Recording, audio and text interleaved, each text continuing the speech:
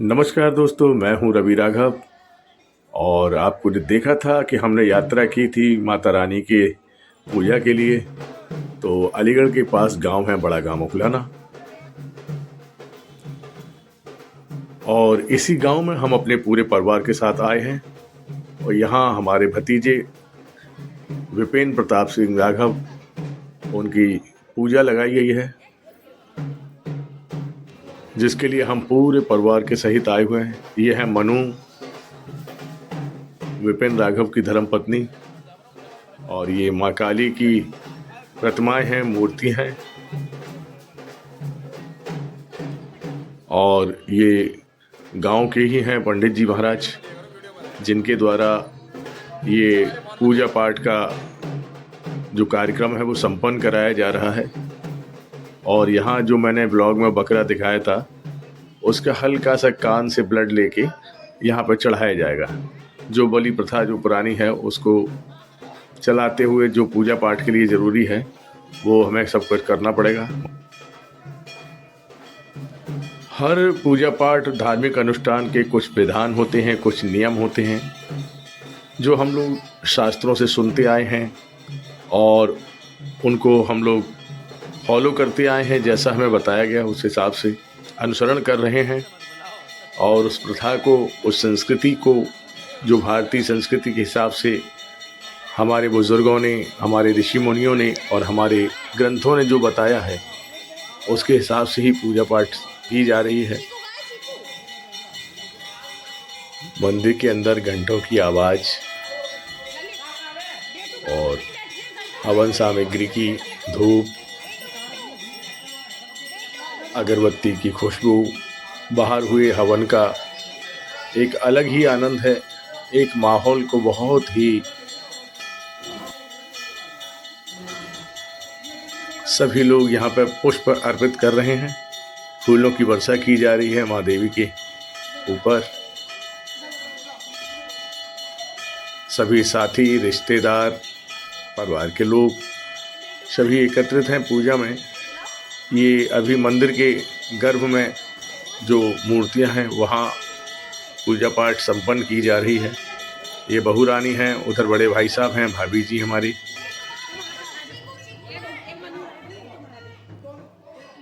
और ये पूजा बहुत महत्व रखती है जीवन के लिए। हर संस्कृति में, हर परिवार में,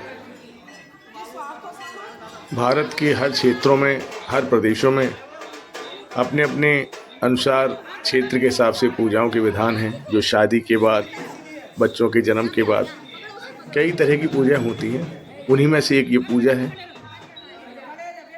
और ये माँ को एक बड़ी चुनरी मिल के सभी लोग चढ़ा रहे हैं। माता रानी के जयकारे हैं वो रहे हैं। मंदिर के बाहर जो हॉल है उसके अंदर काफ़ी लोग बैठे हैं, जो मैं आपको पिछले ब्लॉग में दिखा चुका हूँ। गांव की महिलाएं भजन गा रही हैं ढोलक बजा बजा कर। बहुत ही अच्छा माहौल लग रहा है, बहुत ही सब खुश नज़र आ रहे हैं।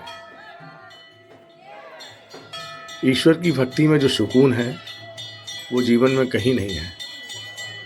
किसी भी तरह की परेशानी हो, मन में विवशता हो, मन में बेचैनी हो, बस ईश्वर भक्ति में लग जाएं तो ये सब चीज़ स्वतः ही दूर हो जाती हैं और मन मस्तिष्क को बहुत ही सुकून मिलता है।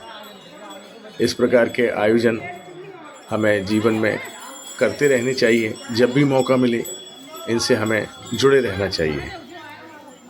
ये हमारी संस्कृति, हमारे धर्म और हमारे देश प्रदेश में जो भी रीत रिवाज हैं, जो भी प्रथाएं हैं, उनको जीवित रखती हैं।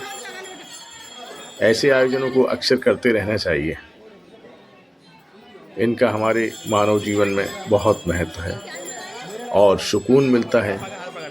अदृश्य शक्तियाँ जो हमेशा अपने प्रभाव से हमें सुरक्षित रखती हैं, हमारा घेरा बना के रखती हैं, हमारी गलतियों को माफ़ करती हैं, ये सब इन्हीं का परिणाम है। पूजा, जप, ताप, बुजुर्गों का आशीर्वाद, संतों के दर्शन, धार्मिक स्थानों की यात्राएं, ये सब जीवन को सुखद, सुकून और सुख शांति, समृद्धि सब देती हैं। जब भी मौका मिले ईश्वर भक्ति करने का तो बिल्कुल इसे बिना समय गंवाए अपना योगदान शारीरिक, मानसिक, आर्थिक जैसे भी संभव हो करते रहना चाहिए। बेटो बैठो बैठो बैठो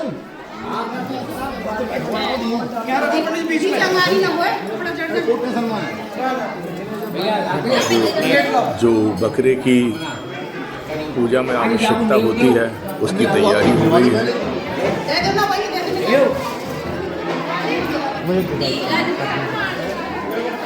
माता रानी की पूजा में बकरे की बलि का बताया जाता है।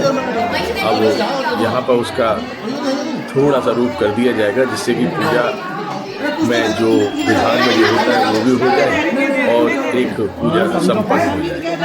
अब बकरे को पूजन पाठ हो गया है। इसके कान से हल्का सा कट मार के और उसको ब्लेड से पूजा की जाएगी जैसा कि बताया जाता है। और इस गांव में जो पूजा करते आए हैं पंडित जी ने जैसा बताया उसी हिसाब से हम लोग करते आ रहे हैं। और ये आप देख सकते हैं बकरे का पूजन किया जा रहा है। हमारे बेटू भी लगे हैं बकरे की पूजा करने।